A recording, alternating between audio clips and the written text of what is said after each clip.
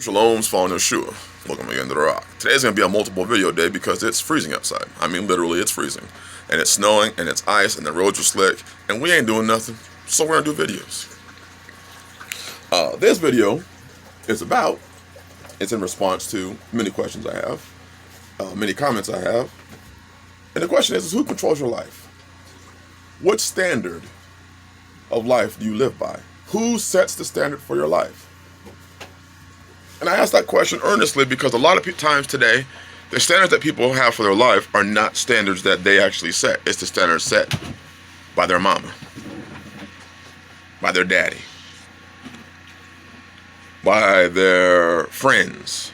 And meanwhile, you look at all their lives, you're like, well, I wouldn't want that life. I would not, if I could exchange my life with that person's life, I wouldn't want their life. No disrespect to a lot of our families, to a lot of our friends, but a lot of our families, especially those of people of color, your families are broken. Mama's over there, daddy's over there. Mama's in, mama and daddy, they've been married 3-4 years.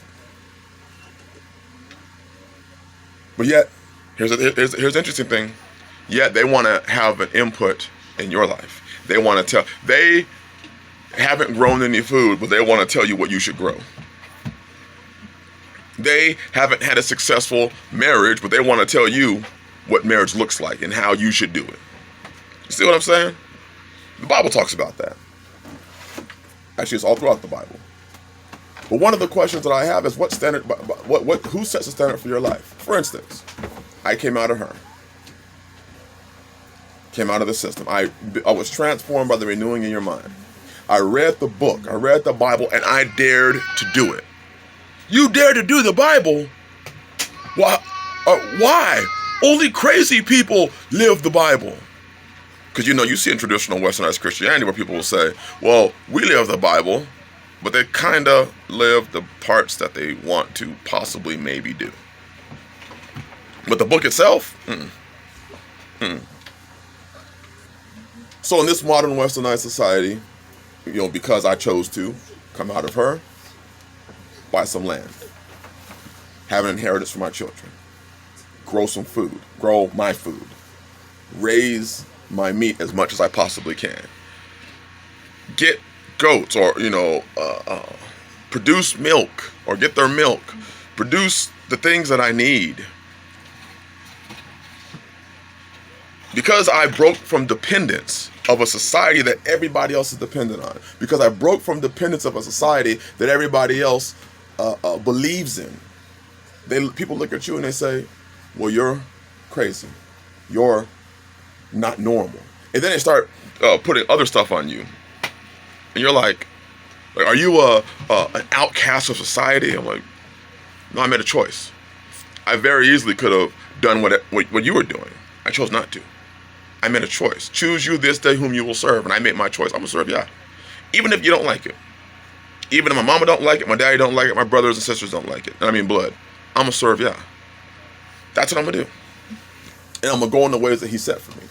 And as you break away from a society that looks at you weird because you dare not live the way they have dictated, because you dare not do things the way they dictated, because you dare not send your children to their school system, people look at you like, you're weird.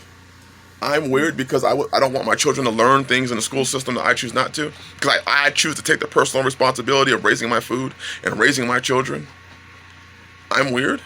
I'll be that then. Thank you. Thank you for saying that.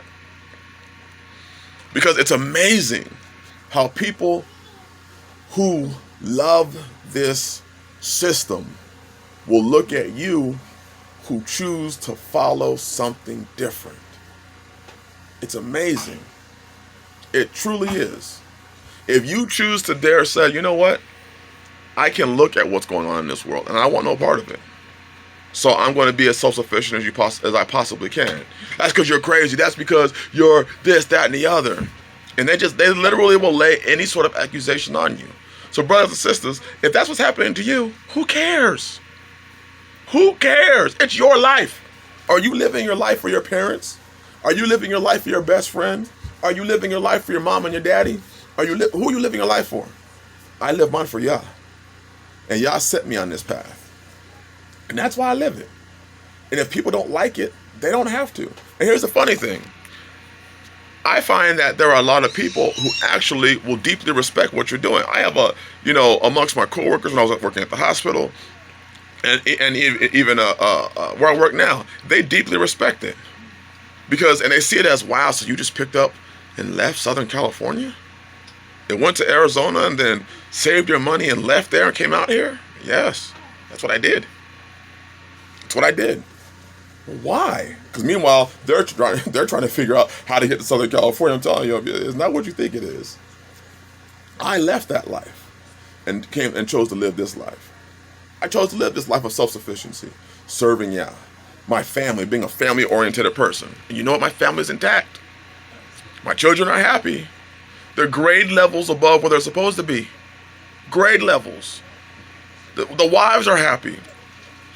Wives, why would a woman ever make the decision to join a house first of all, if you have that, it's adultery. I have plenty of videos where you can read or you can listen to where I completely dispel that.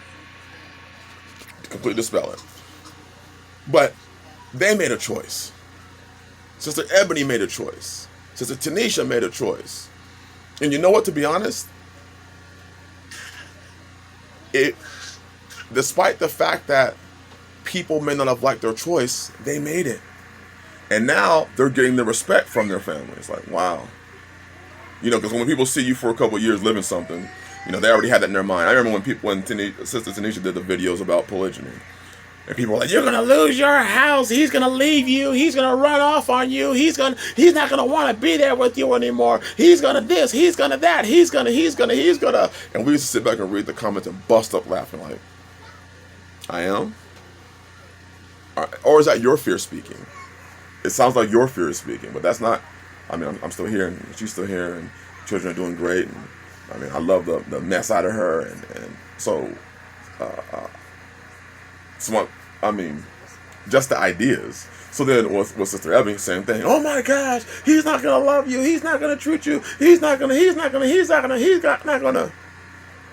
she is, cheesing it, smiling, happy. She don't gotta run the streets no more. She don't have to live that life no more. She could be at home, take care of the children, of my children, and that means the ones from her or the ones from Tanisha. They're all my children. So she don't take care of her children. She takes care of my children, and lives a set apart, beautiful life where she is happy. But you know what? Her family had disparaging words to say about her. She stood up and made the decision what was best for her. Because she realized, man, my family's not making the decisions what's best for me. They're not going to. She wasn't in her father's house. So she had to make the decisions for herself. But see, the thing is, what I'm trying to say is, she chose for her life what she was going to do. She made the decision. And I think for all of us today, we have to stop letting society make our decisions. We got to stop letting unless you're a daughter and you're in your father's house. If you're a daughter in your father's house, then yes, biblically, you are, and he's in the faith, in reference to the faith, you are to obey him. You obey your father.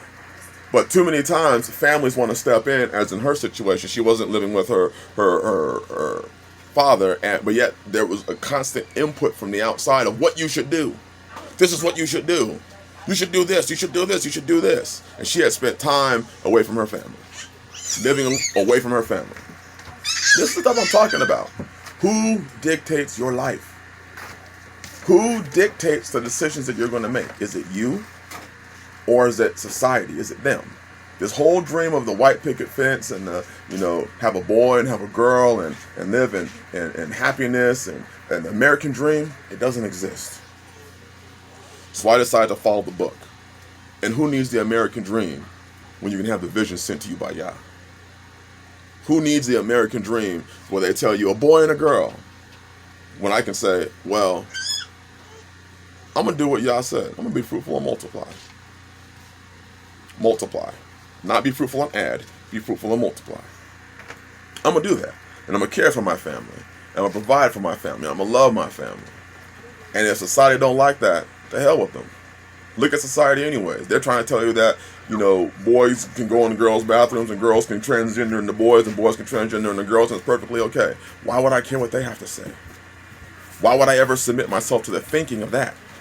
Why would I ever submit myself to the thinking of a religious institution that wants to take your shit and say, hey, let's put it all in a pot? I'm not going to. Why would I want to put my trust in people, in family, where their lives are shit?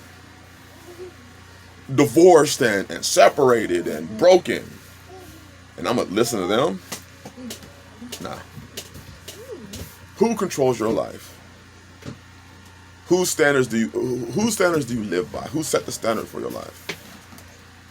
Because I sure hope that if you say you follow the Bible, you say you follow Yah, and you see that what Yah says is different than what society says and what your family says and what your friends say, you would do what Yah said. Bless y'all. Shalom.